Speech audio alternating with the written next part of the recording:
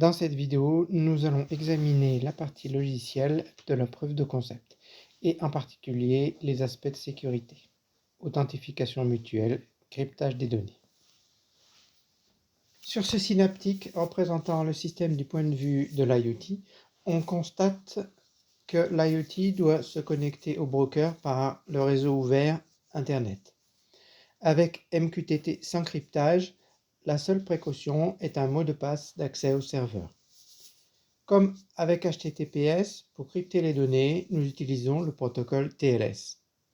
Mais contrairement à HTTPS, avec MQTT, non seulement le serveur doit prouver qui il est, mais également chaque IoT ou client.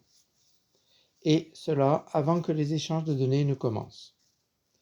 Il ne s'agit plus de TLS, mais de MTLS, M pour mutuel. Le serveur du broker est désigné par son nom de réseau. Chaque IoT géré sera désigné par sa référence.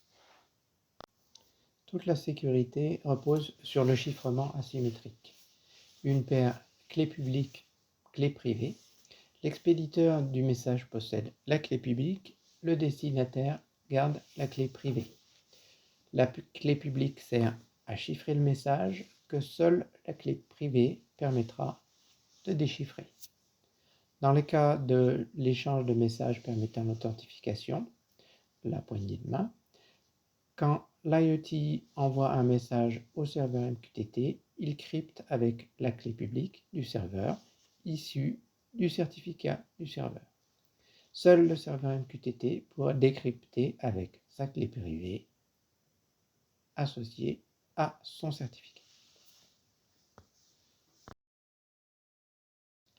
Si on veut faire une analogie, imaginez que vous envoyez une lettre à une personne dont vous connaissez le nom. Tout le monde peut déposer une lettre dans la boîte aux lettres à ce nom, mais seul celui qui possède la clé de la boîte aux lettres peut ouvrir sa boîte. Il y a une asymétrie. Vous signez votre lettre avec votre nom, ce qui permet à votre correspondant de vous identifier. Mais personne ne garantit que c'est bien vous qui avez envoyé la lettre. Pour cela, il vous faut envoyer une lettre recommandée et donc passer par une autorité de certification qui vérifie votre identité, la Poste par exemple. Si vous demandez un accusé de réception, alors l'authentification sera mutuelle. Le destinataire a prouvé également son identité. C'est l'autorité de certification qui transporte votre lettre, la Poste. Le problème, c'est que sur Internet, l'autorité de certification ne transporte pas votre message. L'analogie s'arrête donc là. Il faut un protocole plus sophistiqué. De plus, comme avec le téléphone, il faut maintenir une connexion en utilisant un canal privé. C'est le cryptage qui le permettra. Imaginons que l'IoT veuille publier une information sur le broker. L'IoT est à l'initiative de la connexion. L'IoT contient le certificat d'autorité, son certificat, sa clé privée. Le broker contient de même le certificat d'autorité, son certificat, sa clé privée. La poignée de main ou handshake commence par l'envoi d'une demande au nom de réseau du broker. Le handshake comprend au moins 12 étapes. La première étape, qui commence le processus, le protocole, client hello. Le client, ici l'IoT, envoie un message de demande de connexion en indiquant le protocole maximal supporté et une valeur aléatoire de 32 octets. Le serveur répond à l'étape serveur hello en indiquant la version du protocole choisi et une autre valeur aléatoire de 32 octets. Puis, dans l'étape serveur certificate, le serveur envoie son certificat et celui de l'autorité de certification. S'ensuit l'étape serveur key exchange. Le serveur envoie sa clé publique pour que le client, ici l'IoT, puisse envoyer les données chiffrées pour l'étape certificat verify. L'étape suivante, certificate request. Comme il s'agit d'une authentification mutuelle, le serveur peut demander un certificat au client, ici l'IoT. Ça termine le serveur hello par un serveur hello done. Et l'étape suivante, client de certificat, l'IoT envoie les certificats du client au serveur. Vient ensuite le Client Key Exchange, qui est important. Le client crée une pré-clé et l'envoie en la chiffrant avec la clé publique du certificat du serveur et en recryptant avec la clé publique du serveur. Il envoie également la clé publique du client. S'ensuit certificat de vérifie. Il s'agit d'un échange mutuel crypté des données déjà transmises. Chaque partie utilise la clé publique de l'autre partie. Chaque côté décodera avec sa propre clé privée, ce qui permettra une vérification. Chacune des parties ensuite génère indépendamment la clé symétrique avec la clé envoyée, avec la pré-clé envoyée à l'étape Client Key Exchange. Enfin, les dernières étapes qui sont Change Cipher Exchange. Le client et le serveur indiquent qu'ils sont prêts pour un échange de données avec cryptage symétrique. S'ensuit les messages de fin de handshake en utilisant le cryptage symétrique et la fin du handshake wrap-up. Une fois qu'il est terminé, tous les échanges sont cryptés à l'aide d'une clé symétrique. Le détail du débugage complet du handshake avec les outils expressifs se trouve sur la vidéo suivante. Il peut y avoir transmission par un serveur d'un ticket de session qui évitera un nouveau processus d'authentification complet lors de la prochaine connexion, comme avec HTTPS.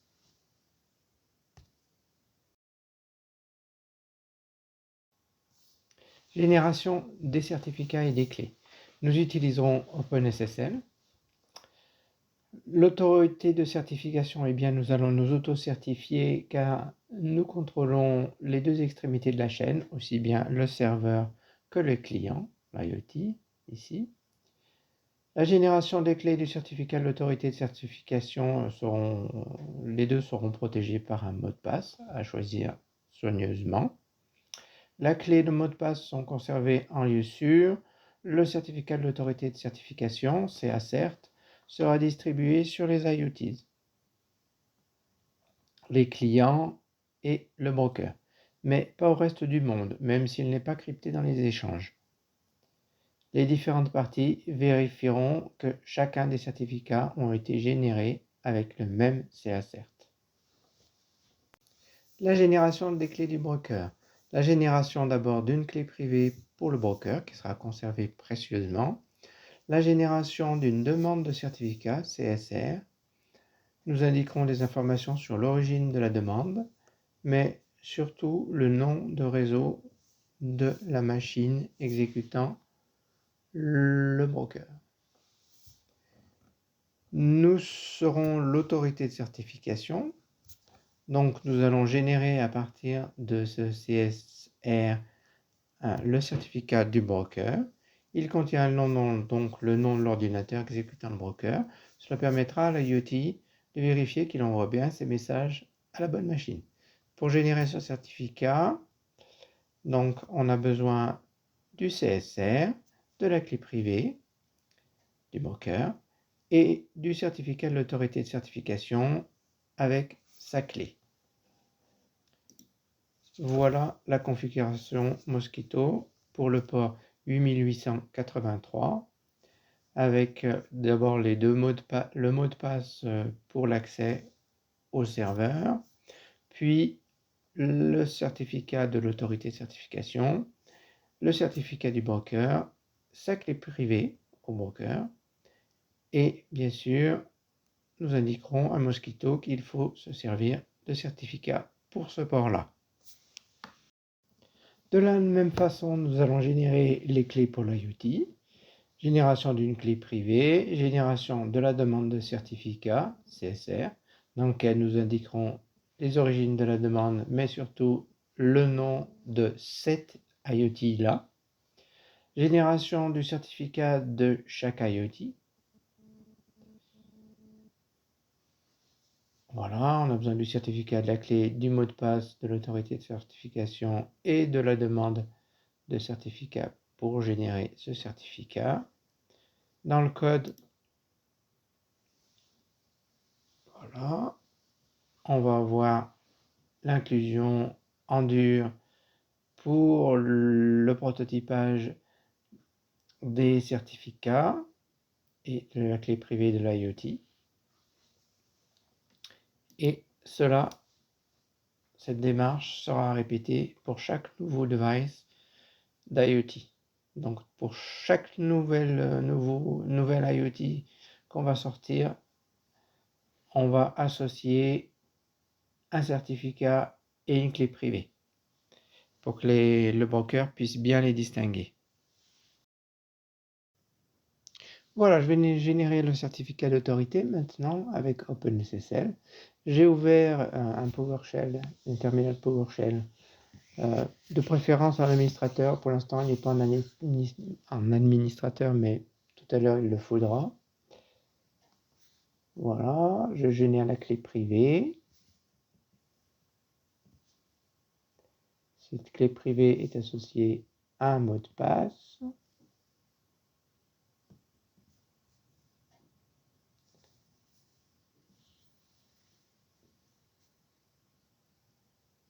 Ensuite, je donne les informations correspondant à l'autorité de certification. On s'auto-certifie, donc je vais mettre mes informations à moi.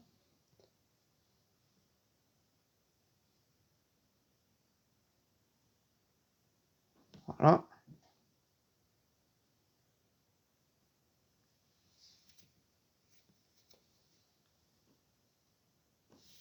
Et j'y ai mis le nom du projet ici, puisque c'est à titre pédagogique. Mon adresse email, enfin l'adresse email qui correspond au projet. Et vous voyez qu'il vous a généré ca.crt, votre certificat, et la clé privée qui correspond à ce certificat. Et si on regarde avec un éditeur Notepad++, eh ben, on voit qu'on a des fichiers de texte contenant voilà, les signatures des certificats et clés. Pour le broker,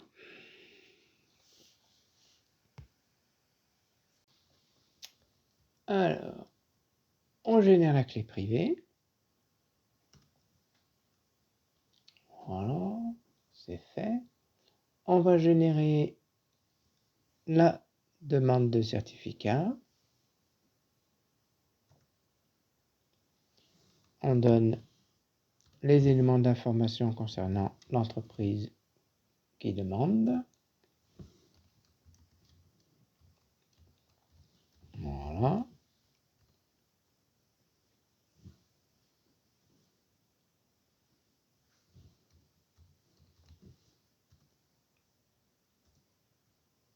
Voilà. Ici, on va bien préciser le nom de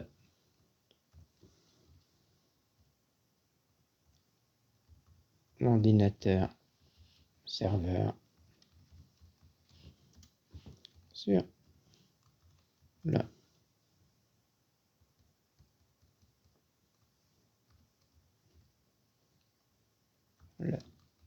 réseau.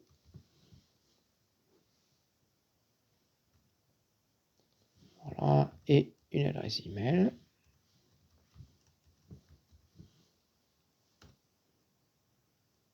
Pas de challenge password. Voilà. Et ça nous a permis de générer les fichiers qui sont au format texte.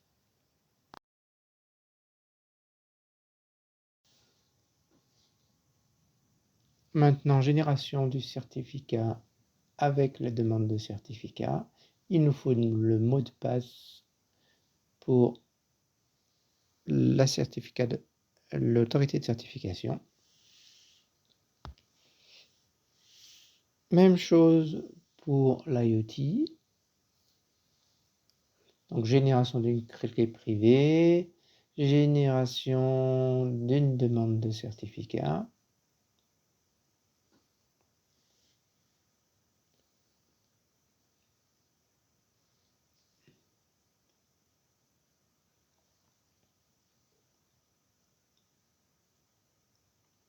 Voilà.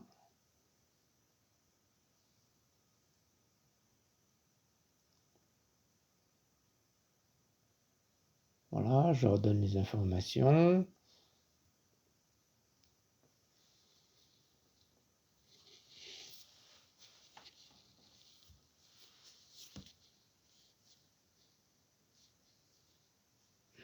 Voilà. Là, je vais donner le nom du device qui correspond. Donc, il faudra donner un nom différent pour chacun des devices. Ici, chaque fois qu'on générera une nouvelle demande de certificat pour un device particulier.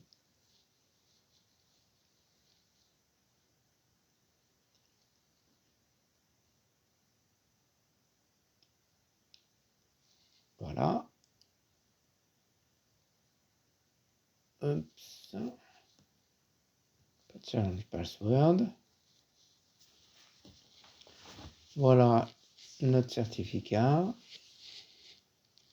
Donc, on a besoin de la demande de certificat IoT 1 pour la première IoT, du certificat d'autorité, de la clé privée du certificat d'autorité, et il nous faut aussi le mot de passe. Donc, je l'ai donné pour 100 jours. Donc, on voit le texte généré qui correspond aux signatures des clés et des certificats pour les IoT et le broker.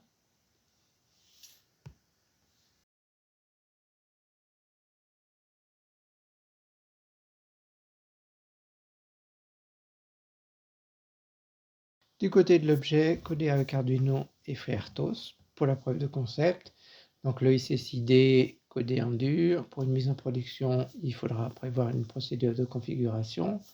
Le nom de domaine du serveur MQTT, son mot de passe.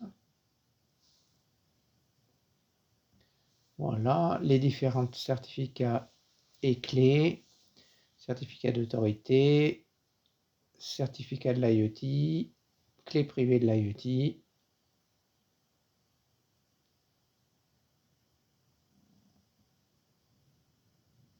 Voilà.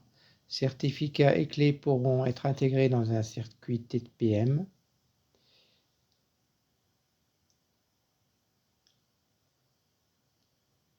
Le code.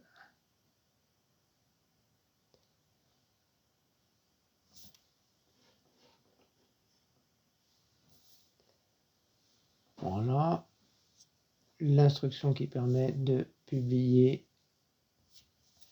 la data ESP32 mesure, qui est une température avec les payloads. La compilation.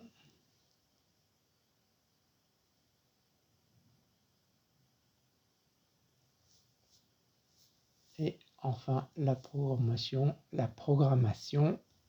de l'ESP32 Dev Module.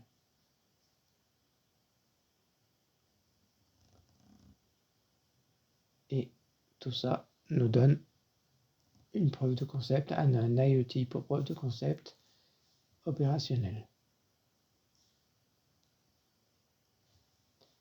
Donc, on peut faire un débugage sommaire du système. On voit la connexion et l'attente du serveur MQTT. Le paramétrage du bot bancaire Mosquito avec l'écoute sur le port 8883, le mot de passe qui correspond, le certificat de l'autorité de certification, le certificat du broker, la clé privée. Voilà, qu'on va enregistrer au bon endroit.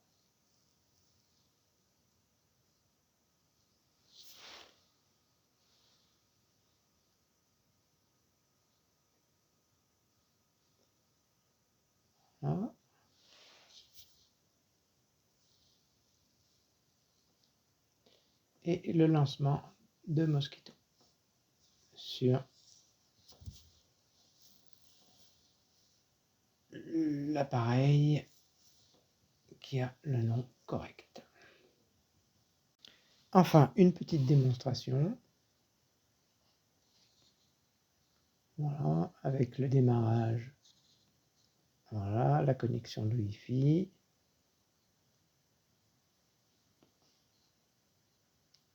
La connexion et la publication au serveur MQTT.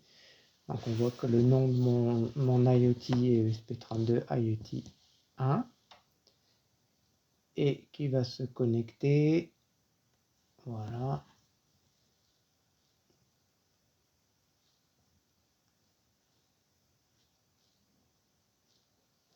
au PC qui est sur mon réseau.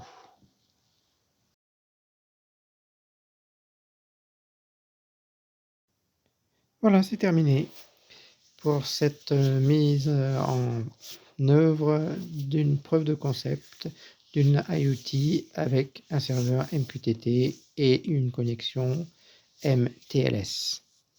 Merci de votre écoute. À bientôt.